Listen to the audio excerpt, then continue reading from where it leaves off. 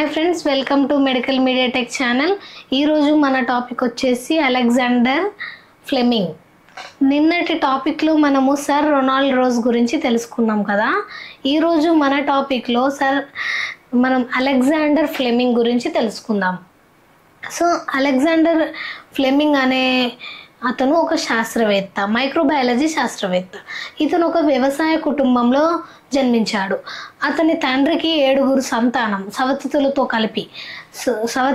కలిపి 7 సంతానం. ఆ 7 సంతానంలో ఇతను చివరివాడు. ఈ అలెగ్జాండర్ ఫ్లెమింగ్ అనే అతను ఒక వ్యవసాయ కుటుంబంలో పుట్టాడు కాబట్టి ఎంతో పేదరికంలో కూడా జన్మించాడు. వాళ్ళు చాలా పేదరికంలో ఉన్నారు. సో అతని అన్నయ్య లండన్లో చదువుకోవడానికి అక్కడికి వెళ్ళారు. ఇతను 7 ఏళ్ల టైంలో, అంటే 7 ఇయర్స్ టైంలో వీళ్ళ డాడీ మరణించడంతో ఇతను కూడా చదువుకోవడానికి లండన్కి వెళ్ళడం అయితే జరిగింది. స్కూలింగ్ అక్కడైతే జరిగింది. స్కూలింగ్ అక్కడ అయిపోయిన తర్వాత మళ్ళీ ఒక షిప్పింగ్ కంపెనీలో, అంటే ట్రాన్స్పోర్ట్ షిప్పింగ్ కంపెనీలో, ఒక పడవ కంపెనీలో అతను గుమస్తాగా పనిచేయడం అయితే జరిగింది. అతని చదువు ఆపేసి ఆర్థిక ఇబ్బందుల వలన అతను గుమస్తాగా కానీ ఆ పని వల్ల అతనికి ఎంత మాత్రం సాటిస్ఫాక్షన్ అయితే లేదు అలెగ్జాండర్ ఫ్లెమింగ్కి. సో అతను మైక్రోబయాలజీ సైంటిస్ట్ ఎలా అయ్యాడు అంటే, అతను గుమస్తాగా చేరిన తర్వాత వాళ్ళ ఫ్యామిలీ పర్పస్ కొన్ని ఆస్తులు అయితే పంచుకోవడం జరిగింది. ఆస్తులు అయితే లాభం అయితే రావడం అయితే జరిగింది. ఆ ఆస్తుల లాభం వలన అతను 22 సంవత్సరాలు అయినా కూడా మళ్ళీ ఇప్పటి వరకైనా పోయిందేం లేదు అని చెప్పి ఎంబీబీఎస్కి అప్లై చేసి ఒక యూనివర్సిటీలో ఎంబీబీఎస్ అయితే కంప్లీట్ చేశాడు. సెయింట్ మేరీ యూనివర్సిటీలో ఎంబీబీఎస్ కంప్లీట్ చేసి ఆ తర్వాత బ్యాక్టీరియాలజీ అండ్ ఇమ్యునాలజీలో అతను పరిశోధనలు అయితే చేశాడు. ఆ టైంలో ప్రపంచ యుద్ధం స్టార్టింగ్ టైంలో సైనికులకు ట్రీట్మెంట్ చేయడానికి ఒక వైద్యుడిగా అతను నియమించడం జరిగింది. కాబట్టి సర్ అలెగ్జాండర్ ఫ్లెమింగ్ అనే అతని స్టడీ కంప్లీట్ అయిపోయి జాబ్ కోసమని సైనికుల దగ్గర వెళ్ళి, అంటే యుద్ధంలో ఎవరైతే గాయపడ్డ వాళ్ళు ఉంటారో, ఎవరికైతే ఇంజురీస్ కానీ అలా జరిగిన వాళ్లకు ట్రీట్మెంట్ చేయడానికి ఇతను సైన్యంలో చేరడం జరిగింది ఉద్యోగం కోసం. ఆ సైన్యంలో చేరిన తర్వాత ఇతను బ్యాక్టీరియా గురించి, వైరస్ల గురించి ఎలాగూ కనిపెట్టే సైంటిస్ట్గా అతను ప్రయత్నంలోనే ఉన్నాడు. కానీ ప్రపంచ యుద్ధంలో అనేక మంది చనిపోతున్నారు కాబట్టి అక్కడ ఒక వైద్యునిగా వెళ్ళడం అయితే జరిగింది. అక్కడ చాలా మందికి ట్రీట్మెంట్ చేస్తూ అక్కడ వైద్య సిబ్బంది, అంటే ఈ అలెగ్జాండర్ వెళ్ళేటప్పటికి అక్కడ వైద్యుల బృందం ఉంటుంది కదా, అక్కడ వాళ్ళు ఏం చేశారు అంటే ఆ పేషెంట్స్కి యాంటీబయాటిక్స్ అనేటివి అప్పటి వరకు ఎవరు కనిపెట్టలేదు. అప్పుడు ఇంజురీస్ అయినప్పుడు చిన్న వైరస్ల వల్ల, చిన్న బ్యాక్టీరియాల వల్ల, చిన్న దెబ్బల వల్ల అది సెప్టిక్ అయిపోయి చనిపోయేవాళ్ళు. సో యాంటీసెప్టిక్గా వాళ్ళు కొన్ని యాసిడ్స్, బోరిక్ యాసిడ్ కానీ అలాంటి యాసిడ్స్ అక్కడి వైద్య బృందం అనేది వాళ్ళకు ట్రీట్మెంట్ చేసేవాళ్ళు. అవి యాంటీసెప్టిక్ అనే యాసిడ్స్ అనేటివి వాళ్ళు యూజ్ చేయడం వల్ల తెల్ల రక్త కణాలు దెబ్బతిని పేషెంట్స్కి బాగవడం కాకుండా మొత్తం వాళ్ళు చనిపోవడం కూడా జరిగింది. చాలా వరకు కొన్ని లక్షల మంది చనిపోతున్నారని సర్ అలెగ్జాండర్ ఫ్లెమింగ్ అనే అతను చాలా బాధపడి అండ్ ఎంతో వాళ్ళతో ఆర్గ్యూ చేశాడు. ఎందుకు యాంటీసెప్టిక్ యూజ్ చేయడం వల్ల, ఈ యాసిడ్స్, బోరిక్ యాసిడ్స్ యూజ్ చేయడం వల్ల తెల్ల రక్త కణాలు దెబ్బతిని వాళ్ళు చనిపోవాల్సి వస్తుంది. వాళ్ళకైన ఇంజురీ కంటే మీరు చేసే ట్రీట్మెంట్కి వాళ్ళు చనిపోతున్నారని చాలా వాదించాడు వాళ్ళతో. ఆ తర్వాత యుద్ధ సమయం పూర్తి కాగానే అతను మళ్ళీ ఒక సొంత ల్యాబ్కి వచ్చి అతను ఇన్వెస్టిగేషన్ పెట్టుకోవడం జరిగింది. వాళ్ళ అన్నయ్య కూడా డాక్టరే, కానీ వాళ్ళ అన్నయ్య కింద పని చేయకుండా వాళ్ళ ప్రొఫెసర్ దగ్గర అతను ట్రైనింగ్ తీసుకోవడం జరిగింది. వాళ్ళ ప్రొఫెసర్ అప్పటికే మన డ్రగ్స్ కనిపెట్టడంలో కానీ వైరస్ల గురించి అధ్యయనం అప్పటికే చేస్తున్నారు. కాబట్టి వాళ్ళ ప్రొఫెసర్ దగ్గర అతను చేరి ఇతను కూడా చాలా ప్రయోగాలు చేశాడు. ఇమ్యునాలజీ, బ్యాక్టీరియాలజీ గురించి ఎన్నో వ్యాసాలు అంటే ఎన్నో థియరీస్ అనేటి అతను రాయడం అయితే జరిగింది.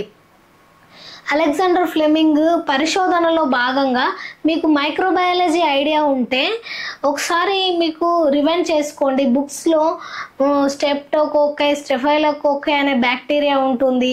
ఆ టైంలో ఏ బ్యాక్టీరియాల వల్ల చనిపోతున్నారు, ఏ వైరస్ల వల్ల చనిపోతున్నారు అని ఎవరికి తెలియదు. కాబట్టి ఒక 100 సంవత్సరాల క్రితం చిన్న చిన్న విషయాలకే, చిన్న చిన్న దెబ్బలకే వాళ్ళు చనిపోయేవాళ్ళు. అలెగ్జాండర్ వచ్చేసి ఈ బ్యాక్టీరియాని ఒక గ్రోత్ ప్లేట్, అగార్ గ్రోత్ ప్లేట్లో గ్రో చేయడం జరిగింది. అంటే పెట్రీ డిష్లు ఉంటాయి కదా, చిన్న చిన్న పెట్రీ డిష్లు, అది మైక్రోబయాలజీ కల్చర్స్ అని అంటాం. ఇప్పుడు మీరు ఒక మైక్రోబయాలజీ ల్యాబ్కి వెళ్ళినట్లయితే న్యూట్రియంట్ అగార్ అండ్ చాలా బ్లడ్ అగారు, మెకాంకీ అగారు, ఎస్ఎస్ అగారు, ఇలా చాలా అగార్స్, ములార్, హింటన్ అగార్, అలా అగార్స్ అనేటివి ఉంటాయి. అది ఒక మీడియా, దాన్ని ప్రిపేర్ చేసి న్యూట్రియంట్ బ్రాత్ అని దాంట్లో వేసి ఒక బ్యాక్టీరియాని నాజల్లో నుంచి కానీ అండ్ చెవిలో అలా కొన్ని బ్యాక్టీరియా ఎలా గ్రోత్ అవుతుంది అని తెలుసుకోవడంలో అతను నిమగ్నమై బ్యాక్టీరియాని పెంచడం జరుగుతుంది. ఆయన పెంచాడు పెట్రీ డిష్లో. అలాంటి ఒక కల్చర్ ప్లేట్లో బ్యాక్టీరియాని స్టీక్ చేసి ఒక 24 అవర్స్ ఇంక్యుబేటర్లో 37 degrees ఇంక్యుబేటర్లో పెట్టినట్లయితే ఆ బ్యాక్టీరియా అనేది గ్రోత్ అవుతుంది. ఒకరోజు ఇతను ఏం చేశాడు అంటే ఆ బ్యాక్టీరియా ఉన్న ప్లేట్, అగార్ ప్లేట్ ఉంటుంది కదా, అంటే ల్యాబ్లో ఉన్న పరికరాలు అది ఎంతో సెన్సిటివ్ అయినవి. వాటిని మనం బయట ఉంచినట్లయితే చాలా ఫంగస్ అనేది దానికి అటాక్ చేస్తుంది. ఆ టైంలో అతను బ్యాక్టీరియా గ్రో చేసినప్పుడు ఆ కల్చర్ ప్లేట్లని బయట పెట్టి అతను ఒక వెకేషన్కి వెళ్ళడం జరిగింది. అలా వెళ్ళినప్పుడు మళ్ళీ వచ్చి చూసే వరకు విండోస్ అన్నీ ఓపెన్గా ఉన్నాయి అండ్ పెట్రీ డిష్ కూడా ఓపెన్గా ఉంది. అతను మర్చిపోయి వెళ్ళాడు. ఆ స్టెఫైలోకోకై బ్యాక్టీరియా అనేది దాంట్లో ఫుల్గా గ్రోత్ అయిపోయి ఉంది. ప్లస్ అది ఆల్రెడీ దాన్ని పెంచుతున్నాడు, ఆ బ్యాక్టీరియాని, అది ఫుల్గా గ్రోత్ అయిపోయి ఉంది. అండ్ ఇంకొకటి ఏంటంటే బయట పెట్టడం వల్ల దాంట్లో ఫంగస్ అనేది చేరుకుంది. మొత్తం మనం ఇప్పుడు అన్నం బయట పెడితే ఎలాగైతే బూజు ఎక్కుతుందో అలాంటి బూజు మొత్తం కొన్ని చోట్ల బ్యాక్టీరియా, ఫంగస్ అనే ఒక దగ్గర చుట్టులాగా అట్లా పేరుకొని పోయి ఉంది. అప్పుడు అది చూసినప్పుడు అతను ఎంతో, వాళ్ళ వర్కర్స్ కూడా ఎందుకు విండోస్ క్లోజ్ చేయలేదు, వీటిని ఇంక్యుబేటర్లో పెడితే బాగుండేది కదా అని కోపంతో అతను వెళ్ళి ఆ ప్లేట్ని చూసేసరికి ఎంత బ్యాక్టీరియా గ్రోత్ అయిపోయి ఉందో ఆ బ్యాక్టీరియాలో ఒక ఫంగస్ అనేది ఫామ్ అయింది. ఆ ఫంగస్ని పరిశీలించినట్లయితే ఎక్కడైతే స్టెఫైలోకోకై బ్యాక్టీరియా ఉందో ఆ బ్యాక్టీరియా ఉన్న ప్లేస్లో ఫంగస్ ఫామ్ అయినప్పుడు ఆ బ్యాక్టీరియా అనేది డెడ్ అయిపోవడం ఇతను గమనించాడు. ఎక్కడ ఫంగస్ ఉందో అక్కడ డెడ్ అయిపోయింది, ఎక్కడ ఫంగస్ ఉందో అక్కడ డెడ్ అయిపోయి వేరే దగ్గర బ్యాక్టీరియా అనేది గ్రోత్ అయ్యి ఉంది, స్టెఫైలోకోకై బ్యాక్టీరియా. సో ఈ ఫంగస్లో ఏదో ఒకటి మనకి యాంటీబయాటిక్గా యూజ్ అవుతుంది అని తెలుసుకొని ఆ ఫంగస్ ద్వారా ఇంకా 17 సంవత్సరాలు శ్రమించి ఆ ఫంగస్ కొంచెం జాలిలాగా కుచ్చులాగా ఉండడం గమనించి దాన్ని అతను పెన్సిలిన్ అని పేరు పెట్టాడు. అది పెన్సిలిన్ అనే యాంటీబయాటిక్. అతను 17 సంవత్సరాలు, అతని 2 ఫ్రెండ్స్ కూడా 17 సంవత్సరాలు శ్రమించి మనకు పెన్సిలిన్ అనే ఒక యాంటీబయాటిక్ని బయటకు తీసుకొని రావడం అయితే జరిగింది. ఆ పెన్సిలిన్ వల్ల చాలామంది ఎంతగానో ఆ టైంలో ఎంతో కోట్ల మంది, లక్షల మంది, కొన్ని వేల మంది చనిపోయారు కదా. అలాంటి సిచ్యువేషన్లో చిన్న చిన్న గాయాలకు చనిపోయే సిచ్యువేషన్లో ఈ అలెగ్జాండర్ ఫ్లెమింగ్ అనే ఒక గొప్ప శాస్త్రవేత్త దానికి మందు అనేది కనిపెట్టడం అయితే జరిగింది, పెన్సిలిన్ అనే మందు. సో దాని ద్వారా మనకి ఇన్ఫెక్షన్స్ తగ్గుతాయి. ఏమేమి ఇన్ఫెక్షన్స్ తగ్గుతాయి అని అంటే, ఒకటి గుండెకి సంబంధించిన కవాటాల రోగం అండ్ క్షయవ్యాధి అండ్ మన టైఫాయిడ్ ఇలాంటి క్షయ టైఫాయిడ్ న్యూమోనియా గుండె కవాటాల రోగము అలాంటి డిసీజెస్ని అతను అరికట్టడం జరిగింది పెన్సిలిన్ అనే ఇంజెక్షన్ ద్వారా. మీరు గమనించండి, పెన్సిలిన్ అతను కనిపెట్టడం ద్వారా ఆ ముగ్గురికి కలిపి సర్ అలెగ్జాండర్కి అండ్ అతని సహచరులకు కలిపి నోబెల్ బహుమతి అయితే రావడం జరిగింది అతనికి. అది పెద్ద గౌరవనీయమైన ప్రశంసలు అతను అందుకోవడం జరిగింది. ఇంకొక విషయానికి వచ్చేస్తే మన లాలాజలంలో కానీ అండ్ నాజల్లో చెవిలో కనిపించే స్రవించే కొన్ని లాలాజలంలో ఏముంటాయి, దాని ద్వారా కూడా స్టెఫైలోకోకై బ్యాక్టీరియా మీద లాలాజలం కానీ అండ్ నోస్లో మనకి రన్నింగ్ నోస్ ఉన్నప్పుడు ఒక మ్యూకస్ అనేది అతను ల్యాబ్లో వర్క్ చేస్తున్నప్పుడు మ్యూకస్ అనేది అతనికి ఒక స్టెఫైలోకోకై బ్యాక్టీరియా పైన పడ్డప్పుడు అది తగ్గడం జరిగింది. దానివల్ల అతను ఏం కనిపెట్టాడు అంటే ఇమ్యునోలాజికల్, అంటే లాలాజలంలో కూడా నోస్ రన్ అవుతుంది కదా, దాంట్లో కూడా మనకు ఉపయోగకరమైన బ్యాక్టీరియా, ఉపయోగకరమైన ఎంజైమ్స్, బ్యాక్టీరియా కాదు, ఉపయోగకరమైన ఎంజైమ్స్ లైసోజోమ్స్ అనేటివి ఉంటాయి మన లాలాజలంలో. అండ్ మనకి ఇమ్యూనిటీ పవర్ పెంచే ఎంజైమ్స్ లైసోజోమ్స్ అనేవి ఉంటాయని కనిపెట్టడం జరిగింది. ఇతను అలెగ్జాండర్ ఫ్లెమింగ్ అనేది మన ప్రపంచానికి మొత్తానికి పెన్సిలిన్ కనిపెట్టిన మొట్టమొదటి వ్యక్తిగా ఇతను పరిగణించడం జరిగింది. చాలా మేలు చేసిన వాడు అండ్ మొత్తం సైన్యానికి కూడా ఎంతోమంది కోట్లాది మంది ప్రాణాలకు కాపాడగలిగాడు. అది మాత్రమే కాకుండా చాలా ఇంకా ఇంప్లిమెంట్ చేయడం జరిగింది.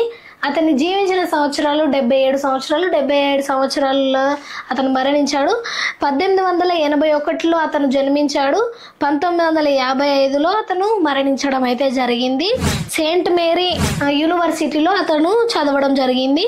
ఇది ఎవరు ముగ్గురు కనిపెట్టారు? నోబెల్ ప్రైజ్ ఎప్పుడు వచ్చింది అంటే 1945లో అతనికి నోబెల్ ప్రైజ్ వచ్చింది.